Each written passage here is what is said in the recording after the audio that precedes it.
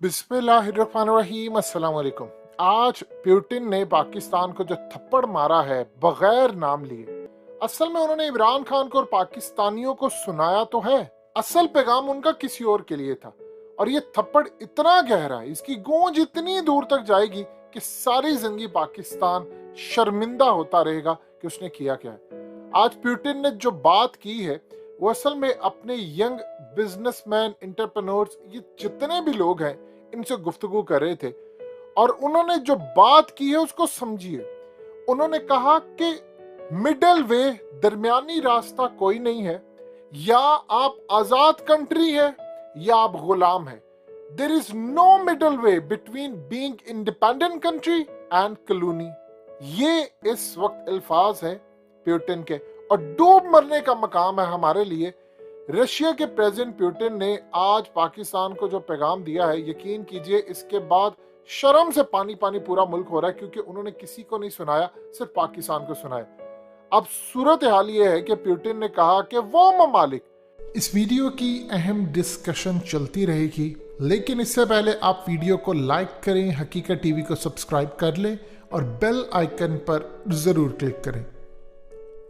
जो आजाद फैसले नहीं ले सकते वो 100% किसी की कॉलोनी होते हैं, यानी किसी के गुलाम होते हैं, या किसी मुल्क के पपेट होते हैं, उनके लिए काम कर रहे होते हैं। अब बताइए कितनी बड़ी बात आज उन्होंने की है।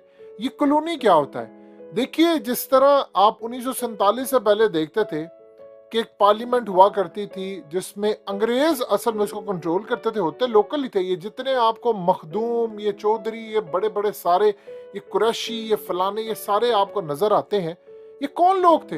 ये अंग्रेजों के गुलाम थे। ये उनके जूते पॉलिश किया करते थे जो आज हम पर हुक्मरान है, और गद्दारी कर करके उस वक्त पार्लियामेंट में होते थे और उनको कंट्रोल करते थे पीछे से, यानी वायसराय का जो निजाम था वो। अब आप सोचिए कि पुतिन आज अपने तमाम यंग बिजनेसमैन, यंग एंटरप्रेन्योर जितने भी हैं उनको कह रहा था कि वर्ल्ड बदल रहा है। उसने पाकिस्तान को सुनाया, कहा कि दुनिया बदल रही है और बड़ी तेजी से बदल रही है। अगर आप कोई जरा सी भी अपनी इज्जत या लीडरशिप इसमें हासिल करना चाहते हैं, खास तौर पर ग्लोबल लीडरशिप, कोई मुल्क हो, कोई नेशन हो, कोई ग्रुप हो, तो सबसे पहले अपनी सोवरेनिटी का ख्याल रखें, अपनी खुद मुख्तारी का, यानी पपेट ना बने, गुलाम ना बने, फैसले ना करें किसी के कहने पर। किसको वो सुना रहे हैं? हालिया ये जो जितने भी मामला हुए हैं, कौन सा ऐसा मुल्क है जिसने अमेरिका के कहने पर अपना तख्ता उल्टा हो, सिवाय पाकिस्तान के, इमरान खान के? क्या मुंह दिखाएंगे हम? उनको पता है कि ये इतने गलीज और गंदे और पलीद लोग हैं कि अमेरिका इनको डॉलर लहराता है और ये सारे बिक जाते हैं। और आज देख लियो, उस शख्स ने हमारे मुंह पर थप्पड़ मारा है। जब तक इमरान था आपकी इज्जत बहाल हो रही थी, डंके की चोट पर आपने दुनिया को कहा भाड़ में जाए। वो शख्स खड़ा होकर कहता है कि तुमने भारत से पूछा है?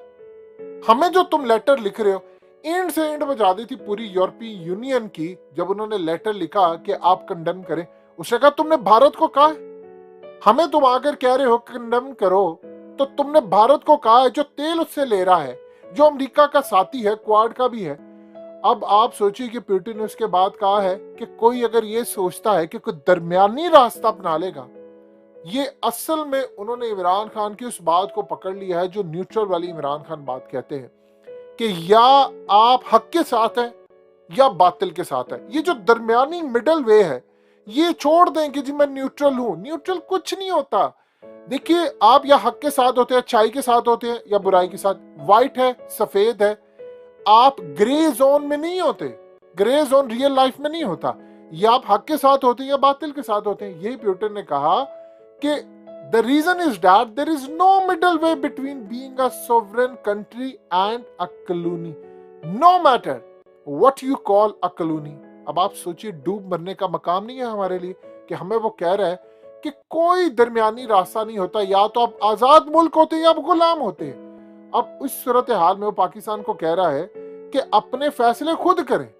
अगर आप अपने फैसले खुद नहीं कर सकते तो आपका कोई फ्यूचर ही नहीं है। ओपनली उस बंदे ने बात की, उसने कहा तारीख आपको माफ नहीं करेगी, आपका कोई फ्यूचर नहीं होगा, आप सरवाइव ही नहीं कर सकते। ये जो इतना टफ जियोपॉलिटिकल फाइट हो रही है ये पूरी दुनिया के अंदर, अगर आप सोवरेन स्टेट नहीं है तो आप किसी सूरत सरवाइव कर ही नहीं सकते, आप खड़े हो ही नहीं सकते, आप किसी सूरत नहीं जीत सकते।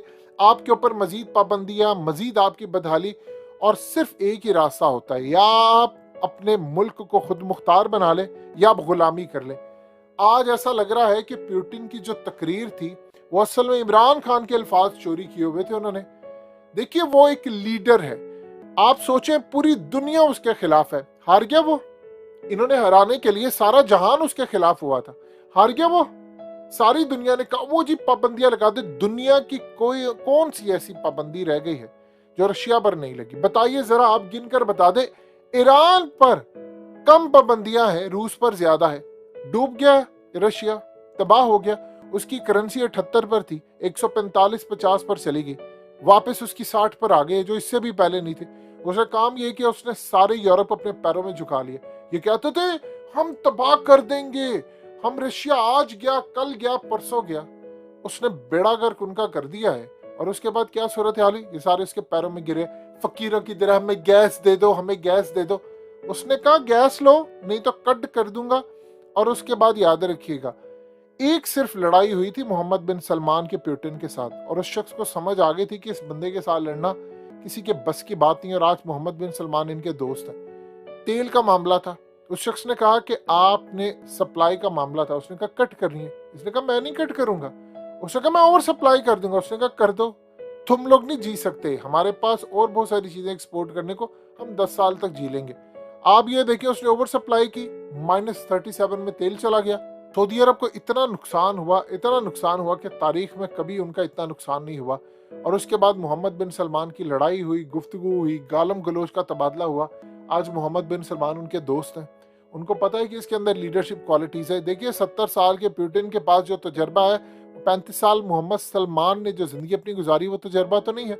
लेकिन अब मोहम्मद बिन सलमान खुद एक बड़े लीडर बन रहे हैं। ये बात समझिएगा, मोहम्मद बिन सलमान ने पुतिन से सीखा है, वो लीडर बन रहे हैं। वो कह रहे हैं जी अपना फायदा देखो, सिर्फ अपना फायदा। ये भिखारी हमें लाकर खड़ा कर दिया है अमेरिका के पैरों के आगे, उनके तलवे चाटे हम, ये अयाशियां करें। बच्चे इनके बाहर, गर्लफ्रेंड्स इनकी बाहर, बीवियां इनकी बाहर, इनके फार्म हाउस से लेकर इनके फ्लैट्स, इनके विलास, इनके घर, इनके तमाम की तमाम दुनिया की महंगी तरीन प्रॉपर्टीज, बुगाटी से लेकर गाड़ियां, सब इनके बाहर। और हमें यहाँ पर ये हुक्मरान बनकर हम पर हुकूमत करते हैं और कहते हैं तुमने फलाना नहीं करना, तुमने फलाना नहीं करना, फलाना नहीं करना। और चोर दरवाजे से रातों रात हम पर एक भिखारी मुसल्लत कर दिया जिसका नाम शहबाज शरीफ है, जो कभी सऊदी अरब में हमें बेइज्जत करवाता है, कभी तुर्की में करवा रहा है, कभी मोहम्मद बिन सलमान को कह रहा है कि देखो ना, आप ये समझिए कि मैं भीख मांगने आया हूँ। देखो मैं भीख मांगने नहीं आया, लेकिन मैं क्या करूँ, मैं मजबूर हूँ, मेरी मजबूरी है। आप मेरी मजबूरी को समझते हैं ना, कि आप एक दफा हाथ रखते जैसे 75 साल से रखा है तो हम शायद सरवाइव कर जाएंगे। ये औकात है हमारी, और ये हो रहा है हमारे साथ। आज देख लें, उस बंदे ने कहा है कि अगर आप सोवरेन स्टेट नहीं बनेंगे, खुद मुख्तार नहीं बनेंगे, आपका फ्यूचर ही कोई नहीं है। इससे बड़ी क्या बात होगी? अब बताइए, अब आप काम पर खड़े और हम काम पर खड़े। खुदा का वास्ता है, खुदा का वास्ता है, अपनी कौम की खुददारी ना बेचें, इतना ना कौम को गिरा दें कि ये कौम दोबारा उठ ना सके।